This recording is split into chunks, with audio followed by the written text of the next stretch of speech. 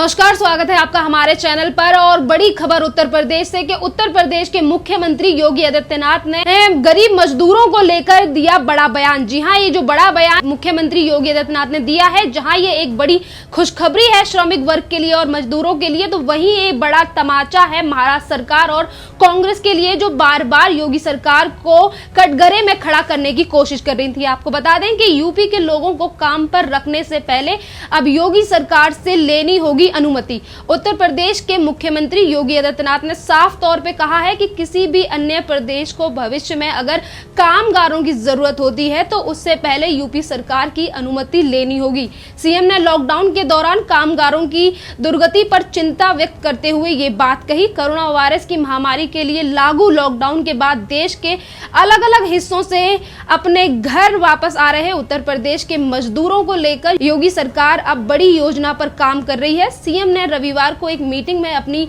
इस योजना पर खुलकर बात की। उन्होंने कहा कि अब अगर किसी प्रदेश को यूपी के कामगारों की जरूरत होती है तो उन्हें पहले यूपी सरकार से परमिशन लेनी होगी। इससे पहले सीएम कह चुके हैं कि लौटते हुए मजदूर यूपी की संपदा हैं और प्रदेश सरकार ऐसी कार्य योजना पर काम कर रही है कि उन्हें फिर प्रदेश छोड़कर जाना ना पड़े। सीएम ने मीटिंग में साफ तौर पे कहा कि प्रदेश के कामगार मजदूरों के साथ है और कामगार देश दुनिया में कहीं भी जाएं, प्रदेश सरकार उनके साथ हमेशा खड़ी रहेगी। मीडिया के साथ वेबिनार के दौरान योगी आदित्यनाथ ने कहा कि लॉकडाउन के दौरान यूपी के प्रवासी श्रमिक और कामगारों की जैसी दुर्गति हुई है, उनके साथ जिस प्रकार का दुर्व्यवहार हुआ है, ये चिंता का विषय है। भविष्य में किसी भी अन्य राज्य सरकार को अपने मैन पावर की जरूरत होती है तो उसे यूपी सरकार की अनुमति लेनी पड़ेगी। और आपको बता दें कि यहाँ पर जो योगी सरकार ने जो बड़ा बयान दिया है, इसमें जो इन्होंने ये बात कही है कि हम यूपी में इस तरीके की योजनाएं अब लाएंगे कि यहाँ के जो प्रवासी हैं और जो मजदूर हैं उन्हें यूपी छोड़ के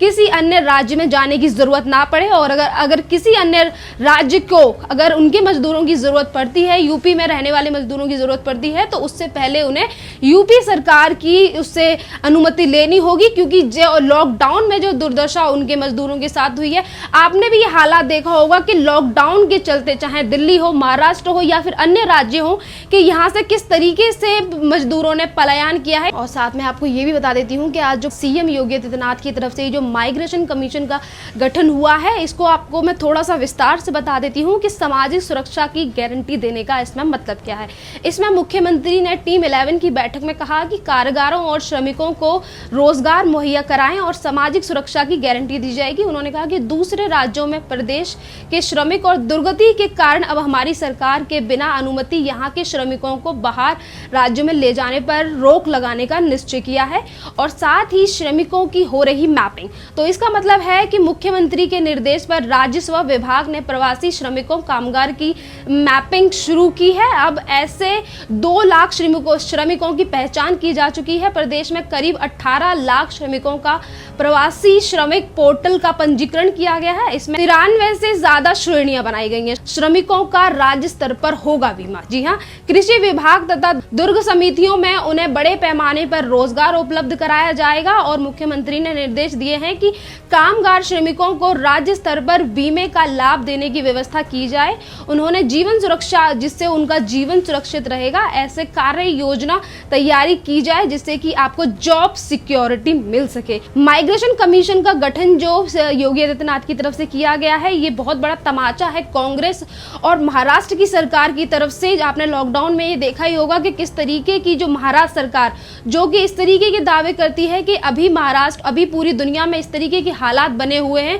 कि हमें इस टाइम पे राजनीति नहीं करनी चाहिए बल्कि एक दूसरे का मिलकर साथ देना चाहिए, क्योंकि ये पेंडेमिक सिचुएशन है। और इसी बीच ये महाराष्ट्र सरकार इस तरीके के तंज कसने की कोशिश करती है और योगी सरकार पर इस तरीके की अभद्र टिप्पणी करती है। तो यहाँ पे बात कर रहे हैं हम संजय राउत की, जो कि सामना पत्र यानी कि सामना मुखपत्र के संपादक हैं और उसमें उन्होंने सीएम योगी आदित्यनाथ की तुलना हिटलर से कर दी और वहां के जो प्रवासी मजदूर जो वहां से पलायन कर रहे थे और ये कह रहे थे कि उनको इस तरीके का जीवन व्यतीत करना पड़ रहा है जैसे का यहूदियों ने किया था। मतलब ये देखिए कि इस टाइम पे जो महाराष्ट्र सरकार इस तरीके के बड़े बड़े दावे करती है और ये कहती है कि ये पेंडेमिक सिचुएशन है, यहाँ पर इस तरीके की राजनीति नहीं करनी चाहिए और यहीं पर ये सबसे घटिया राजनीति करती हुई नजर आती है। वहां पर ये अपने कामों पर ध्यान नहीं देते कि किस तरीके के हालात महाराष्ट्र की सरकार ने हालात तो महाराष्ट्र में कर दिए हैं कि वहां पर 3 पहिए की सरकार है, एनसीपी, कांग्रेस और शिवसेना की, पर उसके बावजूद भी इन्होंने सरकार तो वहां पे हत्या ली है और सरकार की गद्दी पर भी बैठे हुए हैं। पर वहां के जो हालात इतने ज्यादा बुरे बने हुए हैं कि वहां के जो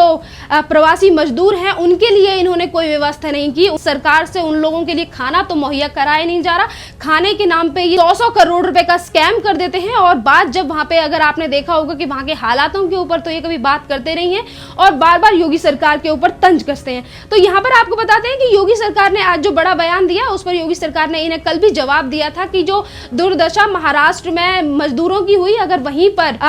महाराष्ट्र सरकार उन्हें सौतेली माँ की तरह भी संभाल लेती तो शायद वहां के जो प्रवासी मजदूर थे उन्हें अपने घर रो रो कर और इस तरीके से चलकर घर घर वापस ना आना पड़ता। तो उनके लिए भी इन्हें सोचना चाहिए। और यहाँ पर एक करारा तमाचा पीयूष गोयल यानी कि पीयूष गोयल ने भी महाराष्ट्र सरकार के ऊपर मारा कि किस तरीके से महाराष्ट्र सरकार की तरफ से बार बार नाम लगाया जा रहा था केंद्र सरकार के ऊपर कि यहाँ पर जो हालात बने हुए हैं प्रवासी मजदूरों को लेकर और जो अपने घर जाने की मांग कर रहे हैं, सड़कों पर निकलकर हजारों की मात्रा में खड़े हैं, तो उसकी जिम्मेदार केंद्र सरकार है क्योंकि वहां से हमें ट्रेनें नहीं मुहैया कराई गई हैं। तो इसको लेकर पीयूष गोयल ने भी महाराष्ट्र सरकार को एक करारा जवाब दिया। उन्होंने कहा कि हम रात भर तक महाराष्ट्र उद्धव ठाकरे के जवाब का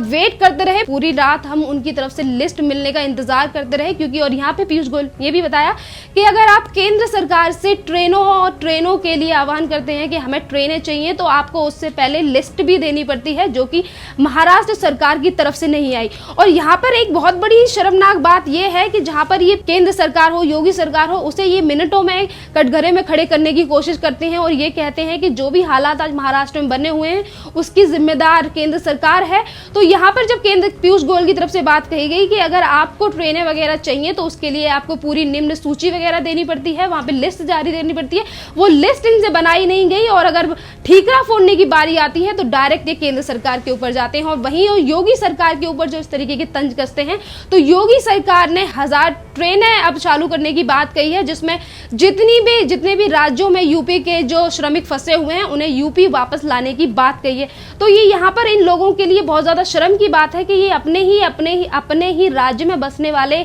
श्रमिकों के लिए कुछ नहीं कर सकते और अगर उंगली उठाने की बात आए तो ये सबसे पहले आगे खड़े होते हैं। जी हाँ, महाराष्ट्र की बात, महाराष्ट्र सरकार में अब जैसे कि उद्धव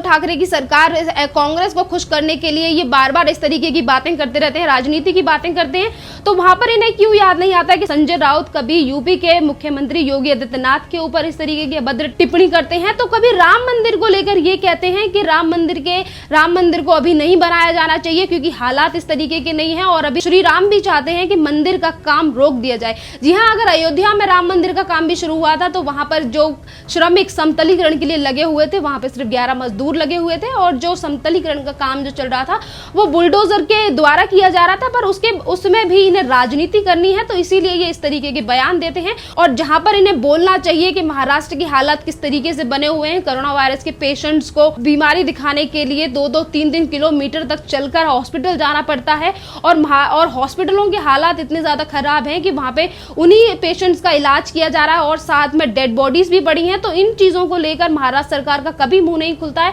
और वहां के जो हालात हैं, जो हमेशा किसान और श्रमिकों को लेकर हमेशा वोटों की राजनीति करते हैं, उनके लिए ये कभी भी कोई फैसला नहीं लेते और जहां पर राजनीति करने की बात आती है सबसे आगे आके खड़े हो जाते हैं। तो बात करते हैं हम कांग्रेस की कि कांग्रेस ने किस तरीके से, महाराष्ट्र में कांग्रेस की सरकार है, छत्तीसगढ़ में कांग्रेस की सरकार है, पंजाब में कांग्रेस की सरकार है, केरल में कांग्रेस की सरकार है, राजस्थान में कांग्रेस की सरकार है। वहां के जितने भी मजदूर हैं, वहां के भी जितने भी गरीब वर्ग है, उसके लिए कांग्रेस ने अभी तक कोई भी काम नहीं करके दिया है। पर जहां पर यूपी की बात आती है वहां पर प्रियंका वाड्रा किस तरीके से राजनीति करती हैं वो आप लोगों ने कुछ दिन पहले ही देखा होगा कि ये दोहरा चरित्र किस तरीके से दिखाने की कोशिश की जाती है कांग्रेस की तरफ से, बस एक अपना नाम कमाने के लिए, जिसमें भी ये पूरी तरीके से कामयाब नहीं हो पाते क्योंकि अब दुनिया जान चुकी है कांग्रेस का असली चेहरा और किस तरीके से ये काम करती है सिर्फ और सिर्फ इसकी तुष्टीकरण की राजनीति के लिए।